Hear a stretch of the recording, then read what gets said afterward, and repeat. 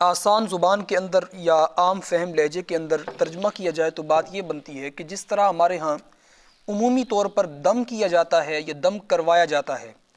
اسی طرح تعویذ لکھے جاتے ہیں، تعویذوں کو لٹکایا جاتا ہے گلے کے اندر،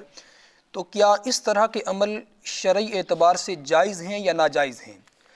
تو اس میں آپ کو دو طرح کے طبقات ملیں گے۔ ایک طبقہ تو وہ ہے کہ جو دم کو اور تعویذ وغیرہ کو جائز قرار دیتا ہے، اور ایک طبقہ وہ ہے کہ جو اس عمل کو حرام اور سخت حرام قرار دیتا ہے۔ لیکن کمال کی بات یہ ہے کہ ان کا فتویٰ لوگوں کے لیے تو حرام ہوتا ہے، لیکن جب ان کی اپنی ذات پر کوئی مشکل آتی ہے، خود بیمار پڑتے ہیں یا گھر میں کوئی بیمار ہوتا ہے، تو سب سے پہلے دم کروانے اور تعویذ لینے بھاگتے ہیں۔ جب ان سے پوچھا جائے کہ ہاں جی دم کروانا جائز ہے، تو آگے سے کہتے ہیں نہیں جی یہ تو بڑا سخت حرام ہے، تعویذ لینا تو شرک ہو جاتا ہے، نعوذ باللہ من ذالک۔ تو اس طرح کی دو آراء ہمارے معاشرے کے اندر پائی جاتی ہیں۔ تو اس کے متعلق جو درست بات ہے اور جو قرآن و حدیث میں بات ہے وہ کیا ہے؟ فرماتے ہیں وَعْلَمْ أَنَّ اللَّهَ تَعَالَى، کہتے ہیں کہ ایک بات کو آپ اچھی طریقے سے جان لیں کہ اللہ تعالیٰ نے جو چیزیں آسمان سے نازل فرمائی ہیں، ان میں سب سے زیادہ نفع دینے والی چیز، فائدہ دینے والی چیز وہ اللہ تعالیٰ کی کتاب قرآن مجید فرقان حمید ہے۔ قرآن مجید سے زیادہ نفع بخش اور کوئی چیز اس دنیا کے اندر نہیں ہے۔ وَهُوَ لِلدَّاءِ شِفَاءٌ وَلِصِدَاءِ الْقُلُوبِ جِلَاءٌ، فرماتے ہیں کہ یہ قرآن اس کو معمولی نہ سمجھو، بلکہ یہ تو بیماریوں کے لیے شفا ہے، اور جب دلوں کے اوپر زنگ لگ جاتا ہے، میل چڑھ جاتی ہے، تو اس زنگ کو، اس میل کو دور کرنے کا بھی بہترین ذریعہ ہے۔ بلکہ یہ قرآن ایسی چیز ہے کہ جو دلوں کے زنگ کو نہ صرف دور کرتا ہے بلکہ ان کے لیے جلا ہے، یعنی ان کو روشن اور منور کر دیتا ہے۔ یہ قرآن مجید فرقان حمید ہے۔ کیا تم نے اللہ تعالیٰ کی وہ آیت نہیں پڑھی جو اللہ نے قرآن مجید میں فرمائی ہے وَنُنَزِّلُ مِنَ الْقُرْآنِ مَا هُوَ شِفَاءٌ وَرَحْمَةٌ لِّلْمُؤْمِنِينَ، کہ ہم نے جو اس قرآن کو نازل کیا، یہ قرآن مومنین کے لیے شفا ہی شفا ہے اور اللہ تعالیٰ کی طرف سے رحمت ہی رحمت ہے۔ فرماتے ہیں کہ ما حکم الرقی للامراض، کیا مرض کے اندر مبتلا ہونے والے جو مریض ہوتے ہیں، بخار کے مریض ہیں یا دیگر بیماریوں کے مریض ہیں، کیا ان پر دم کرنا جائز ہے؟ یہ جو دم کیا جاتا ہے، قرآنی آیات پر پڑھ کے پھونکیں ماری جاتی ہیں، کیا یہ جائز ہے؟ تو فرماتے ہیں کہ اجمع العلماء علی جواز الرقی عند اجتماع ثلاثۃ شروط، فرماتے ہیں کہ علماء کرام کا اس بات پر اجماع ہو چکا ہے، یعنی شروع سے لے کر صحابہ کرام کے دور سے لے کر نبی مکرم صلی اللہ علیہ وآلہ وسلم کے دور مبارک سے لے کر آج تک جتنے صحیح العقیدہ صحیح علماء ہیں، ان کا اس بات پر اجماع ہو چکا ہے، یعنی وہ جمع ہو چکے ہیں اس بات پر کہ اگر تین شرائط پائی جائیں تو پھر دم کرنا بھی جائز ہے اور دم کروانا بھی جائز ہے، لیکن تین شرائط پائی جائیں۔ وہ تین شرائط کیا ہیں؟ ان یکون بکلام اللہ تعالی، پہلی شرط یہ ہے کہ وہ جو دم کیا جا رہا ہے وہ دم اللہ تعالیٰ کے کلام کے ذریعے ہونا چاہیے، یعنی قرآن مجید کی کوئی آیت ہو، او باسمائہ و صفاتہ، یا جو اللہ تعالیٰ کے اسماء گرامی ہیں یا صفاتی نام ہیں، جیسے الرحمن ہے، الرحیم ہے، یہ جتنے 99 ہمارے عرف کے اندر مشہور ہیں، اور حدیث شریف میں اس کے علاوہ دیگر جو اسماء آئے، اگر ان مبارک اسماء کے ذریعے دم کیا جائے یا اللہ تعالیٰ کے قرآن مجید کے ذریعے دم کیا جائے تو پھر وہ جائز ہوگا۔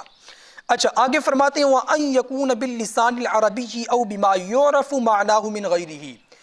یا جو دم کیا جا رہا ہے اگر ان دو چیزوں میں سے نہیں ہے تو پھر کم از کم وہ، کیونکہ بعض چیزیں ایسی ہیں کہ جو نہ قرآن ہیں اور نہ ہی یہ اللہ تعالیٰ کے صفاتی نام ہیں، لیکن اس کے باوجود حدیث شریف کے اندر ان کو دعا کے لیے اور اس طرح کے معاملات کے لیے تعبیر کیا گیا ہے، تعلیم فرمایا گیا ہے۔ تو فرماتے ہیں کہ اس دم کا کم از کم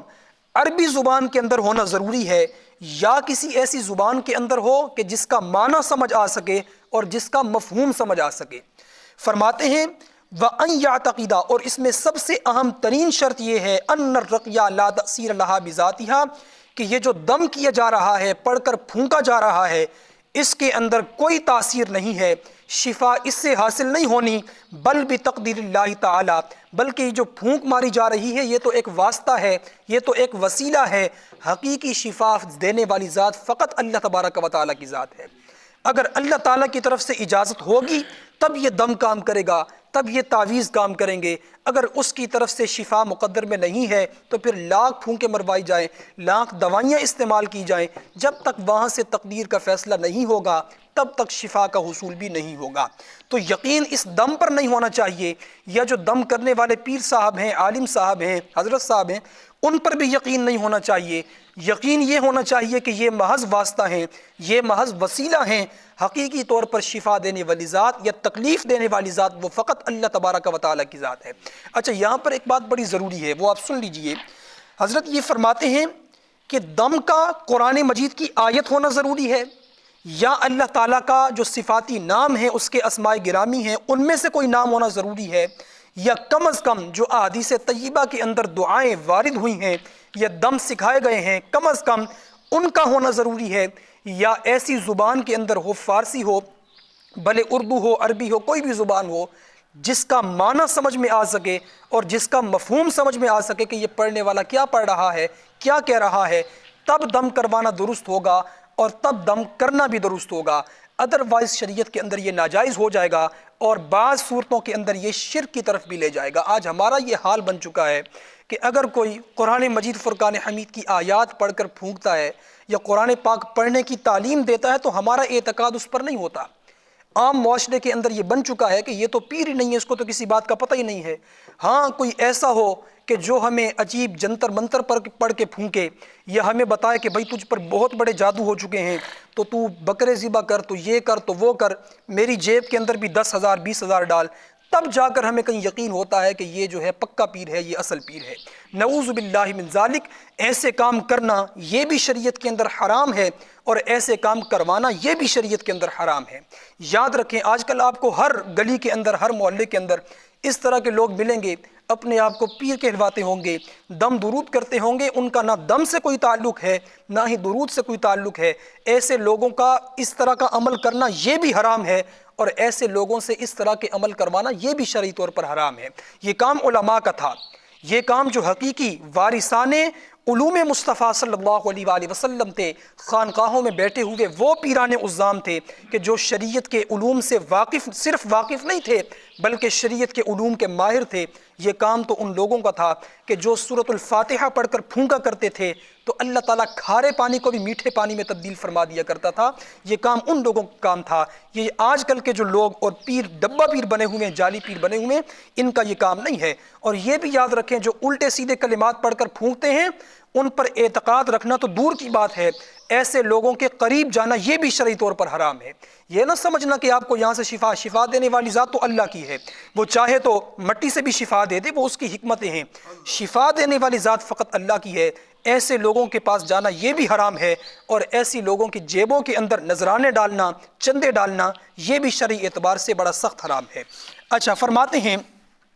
کہ کس دم سے منع کیا گیا ہے، تو وہی بات جو میں نے بتا دی کہ دم، اس دم سے بڑی سختی سے منع کیا گیا شریعت کے اندر جو عربی زبان کے علاوہ ہو یا ایسی زبان کے اندر ہو جس کا معنی معلوم، جیسے یہ جنتر منتر پڑے جاتے ہیں، یہ اس طرح کے اول فول زبانوں سے وہ بکتے ہیں دم کے نام پر۔ فرماتے ہیں کہ ایسے دم کرنا بالکل جائز نہیں ہے۔ ہو سکتا ہے کہ اس کے اندر کوئی جادو کے الفاظ ہوں یا کفر کے الفاظ ہوں، تو پھر کیا ہوگا، وہ جادو کرنے والا، کفریہ کلمات بولنے والا وہ بھی کافر ہو جائے گا، اور آپ جو شفا کا اعتقاد رکھ کر اس کے پاس گئے ہیں آپ بھی ایسا دم کروانے سے دائرہ اسلام سے خارج ہو جائیں گے۔ یہ اتنا سخت اور خطرناک معاملہ ہے۔ کالا جادو کروانے والے پر حضور علیہ الصلوۃ والسلام نے لعنت فرمائی ہے اور فرمایا ہے کہ کالا جادو کرنے والا بھی کافر ہو جاتا ہے اور کروانے والا، اس پر اعتقاد رکھنے والا وہ بھی کافر ہو جاتا ہے۔ اللہ تعالی ہمیں ان معاملات سے بچنے کی توفیق عطا فرمائے۔ فرماتے ہیں وَأَمَّا إِذَا كَانَ مَفْهُومُ الْمَعْنَى مِنْ ذِكْرِ اللَّهِ تَعَالَى أَوْ أَسْمَائِهِ وَصِفَاتِهِ فَهُوَ جَائِزٌ بَلْ مُسْتَحَبٌ مُتَبَرَّكٌ بِهِ۔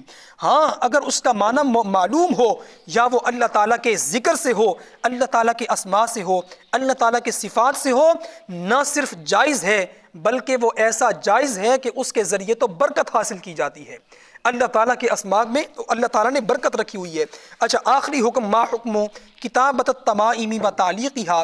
تعویذ لکھنے کا کیا حکم ہے اور اسی طرح تعویذوں کو لٹکانے کا کیا حکم ہے، کیونکہ ایک حدیث کے اندر آتا ہے من علقا تمیمۃ فقط اشرکا، جس نے تعویذوں کو اپنے گلے کے اندر لٹکایا گویا اس نے شرک کیا۔ یہ حضور علیہ الصلوۃ والسلام کی حدیث ہے۔ تو اس حدیث کا معنی کیا ہوگا اور تعویذوں کا حکم کیا ہوگا؟ فرماتے ہیں یجوز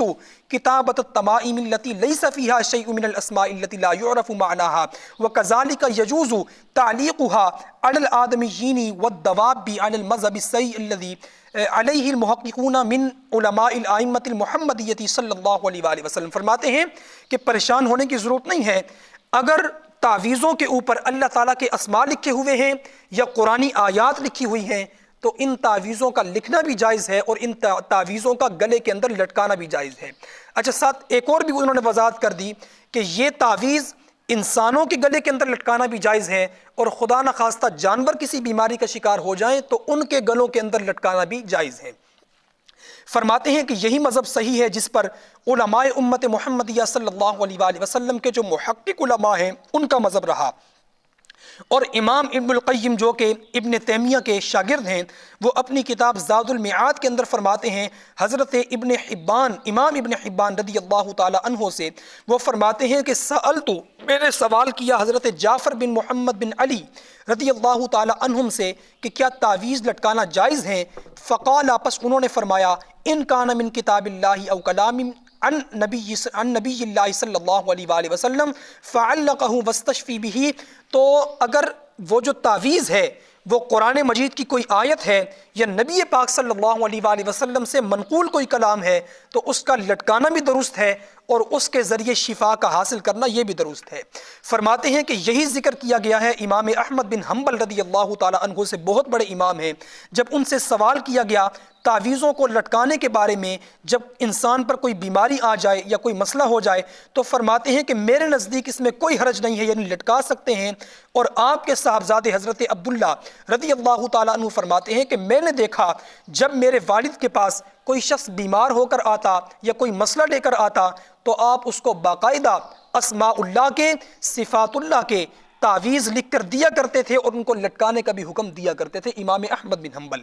اور اس پر آج کی جو آخری روایت ہے وہ فرماتے ہیں کہ امام ابن تیمیہ اپنے فتاویٰ کے اندر فرماتے ہیں کہ حضرت ابن عباس رضی اللہ تعالی عنہما سے نقل کیا گیا، اور یہ امام ابن تیمیہ، یہ جو اپنے آپ کو آج کل کا گروہ اہل حدیث کہتا ہے، جو ان چیزوں کا بڑا سخت قسم کا مخالف ہے، یہ ان کے بڑے امام ہیں، یہ ہمارے امام نہیں ہیں۔ عقائد کے اعتبار سے ان کا تعلق انہی کے ساتھ ہے، علمی اعتبار سے ہم ان کی قدر کرتے ہیں، لیکن عقائد کے باب میں یہ نہ ہمارے اہل سنت کے امام ہیں، یہ انہی کے امام ہیں۔ جو اس کام کا بڑا سخت مخالف ہے، جو اس کو شرک کہتا ہے، ان کے امام اپنی کتاب کے اندر لکھتے ہیں کہ حضرت ابن عباس رضی اللہ تعالی عنہ جو صحابی رسول ہیں، ان سے نقل کیا گیا کہ آپ رضی اللہ تعالی عنہ قرآن مجید کے تعویذات لکھا کرتے تھے، ذکر کے تعویذات لکھا کرتے تھے، اور جب کوئی آتا تو فرماتے کہ اس کو پانی کے اندر ڈال لو اور وہ تعویذ والا پانی پیو گے تو اللہ تعالیٰ تمہیں شفا عطا فرمائے گا۔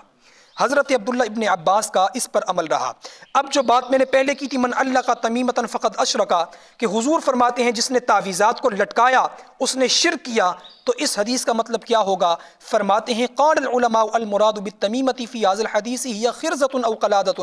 تعلق علی الانسان۔ فرماتے ہیں کہ مطلب یہ ہے زمانے جاہلیت کے اندر، یعنی اسلام کی آمد سے جو پہلے کا زمانہ تھا، جاہلیت کا زمانہ تھا، اس زمانے کے اندر بعض لوگوں کا یہ طریقہ ہوا کرتا تھا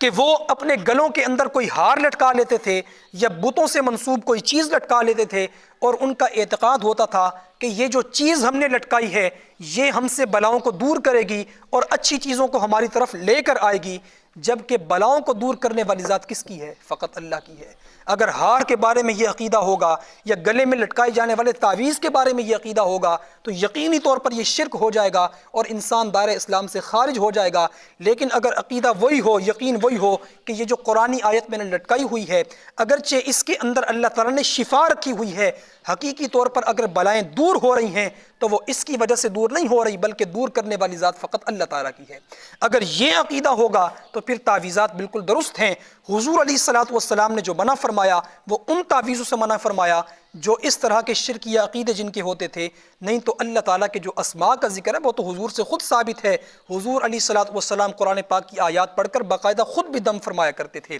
ابھی وقت مکمل ہو گیا، مزید دلائل کا موقع نہیں ہے، تو ساری باتوں سے جو بات ثابت ہوئی وہ یہی ہے کہ اس چیز پر اعتقاد یہی ہونا چاہیے کہ یہ محض وسیلہ ہے، محض واسطہ ہے، حقیقی طور پر شفا دینے والی ذات یا وبا دینے والی ذات، تکلیف بھی اللہ تعالیٰ کی طرف سے ہوتی ہے اور اس پر شفا دینے والی ذات بھی فقط اللہ تبارک و تعالیٰ کی ہے۔ یہ عقیدہ ہوگا تو یہ دم بالکل درست ہیں، اور جو بات ہم نے پہلے کی تھی اس کو پلے سے باندھ لیں کہ یہ کام علماء کا ہے اور یہ کام حضور علیہ الصلوۃ والسلام کے دین کے ورثاء کا ہے۔ یہ جو عام گلی محلے کے پیر بنے ہوئے ہیں ان کے پاس جانا یہ بھی حرام ہے، اور ان کا خود یہ عمل کرنا یہ بھی حرام ہے۔ دم کے نام پر لاکھوں روپے بٹور لیتے ہیں اور کیا کچھ بکرے، اور اللہ تعالیٰ معاف فرمائے کیا کچھ ہماری حالت کہاں تک پہنچ گئی۔ اللہ تعالیٰ ہم سب کو عمل کی توفیق عطا فرمائے۔ وما توفیقی الا باللہ العلی